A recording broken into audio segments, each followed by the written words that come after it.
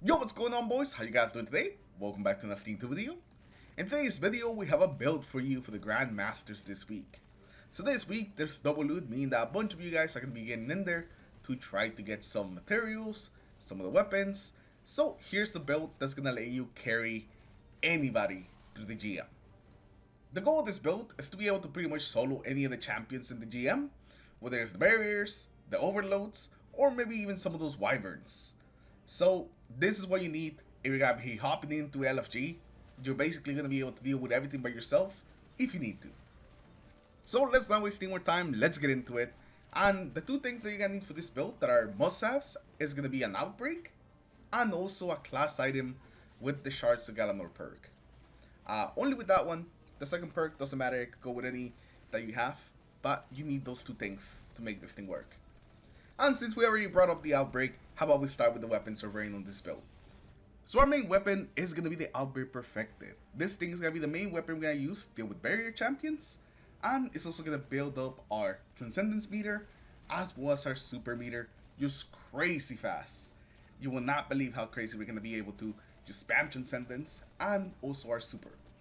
And it's also going to destroy barrier champions. This thing by itself pretty much lets you solo barrier champions, and while you're doing that, you're getting a bunch of super energy back as well as some transcendence energy. So just look at it in the background, this is the thing that this thing does to champions.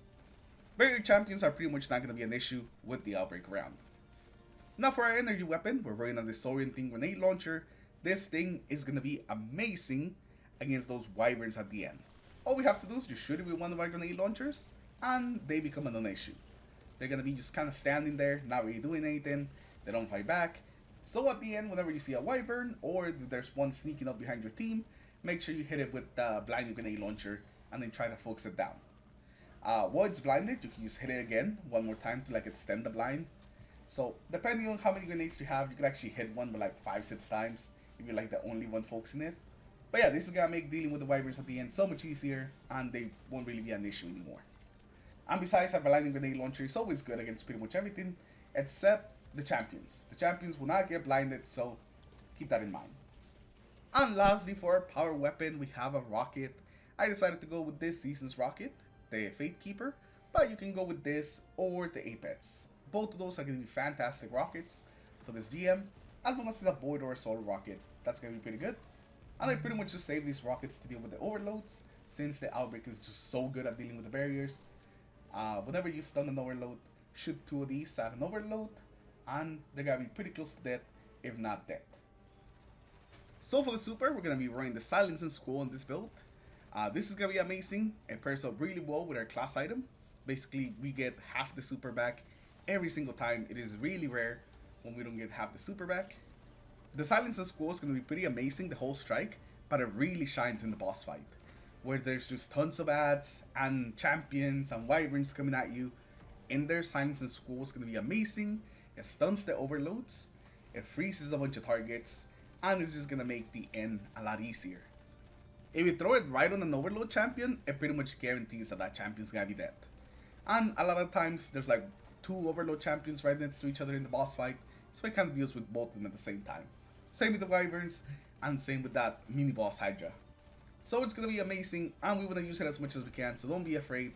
Thanks to our class item, we're gonna be able to spam this thing. Now next up, let's move on to our abilities. And our abilities is going to be the main way that we're going to be stunning those overload champions. And we're going to have so much ability regen that we're always going to have an ability up to deal with those overloads. So first of all, for our melee, we have the Withering Blade. So Withering Blade's got a little slow, it's got a little freeze, and it's a good way to stun overloads from a distance. Next up, we have the Dust Field. This again going to slow and freeze, and it's another way to deal with the overloads. If you throw a dust field right on the overload, then they're not really going to go anywhere, and they're just going to get constantly stunned and frozen till they pretty much die. So it's another thing that's going to be really good against champions, but also against pretty much anything else. Anything that's not the boss, this thing's going to be good against, especially at the boss fight. Now for the aspects, the first one is Winter Shroud. Whenever we lose our dodge next to a target, it will slow them, meaning that there's another way to stun the overload champions if they run at us. It's also going to give us some damage resistance, and it's going to make it so our class ability regens faster. So Winter Shroud's going to do quite a lot of things. I think I actually only got to stun a champion once with Winter Shout, because the champions never really got that close without being stunned. But it's something nice to have in an emergency, and also the extra damage assist that you get from just dodging at somebody is really good.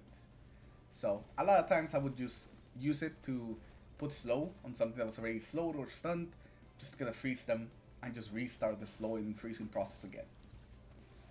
The other aspect of running is gonna be the Threaded Spectre for that decoy. This decoy is pretty good, especially when dealing with champions. A lot of the times champions would just go after the decoy, and I found it specifically useful against those barrier champions at the end. When there's a bunch of them, or just kind of like around one area where you kind of have to be careful with them, you can put down a decoy, and they will actually start focusing the decoy while you shoot them with your outbreak. So it actually makes dealing with those barriers easier, and overall just having something else that the enemies are targeting is just going to help you and your teammates stay alive easier. Now let's move on to the fragments. The first one we're running is the Facet of Devotion. This will make it so whenever we kill something that's affected by stasis, we get some bonus like Transcendence.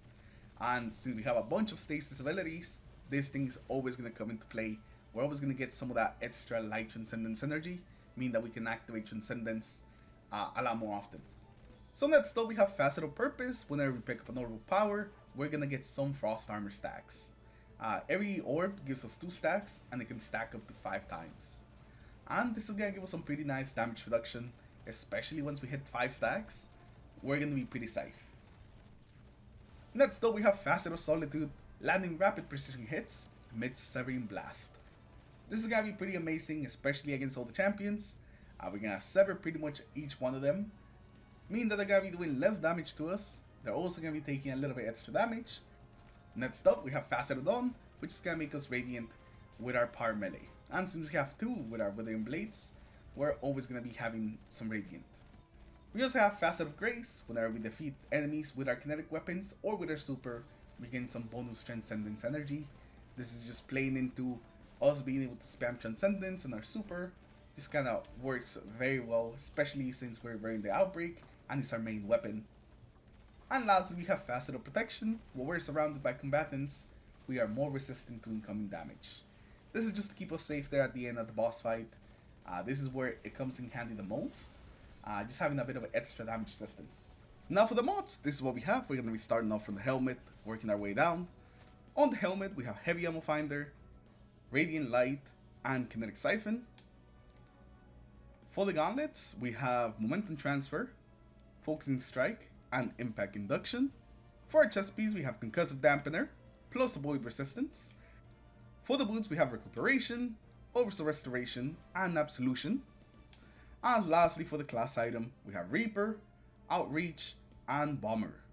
And remember, for your exotic class item, you want the Spirit of Galanor. That's what's gonna make it so we can spam the supers as much as we are. The mods that you want on your artifact are gonna be Elemental Siphon, Counter Energy, Radiant Orbs, Shield Crush, and Transference. This is gonna make it so we get some Radiant, and we also get a bunch of other class ability energy. This is what's pretty much gonna make it so we always have use abilities up. And with that, that's gonna be the end of the build. That's everything.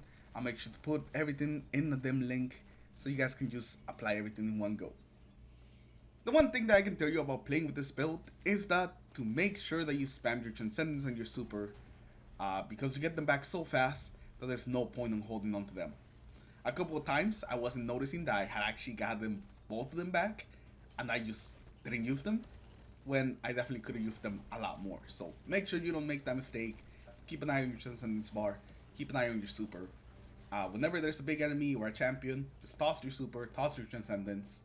Either of them pretty much makes it so the champion is going to be gone.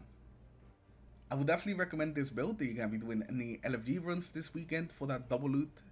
It's just going to be really great that you're able to deal with pretty much everything. Everything the strike throws at you, you're going to be able to deal with it. But yeah, that's going to be it for me. I appreciate everyone stopping by. Remember to leave a like on the video, subscribe to the channel in case you guys haven't already, and I'll see you guys in the next one. Take care everyone, have a good rest of your day. Peace.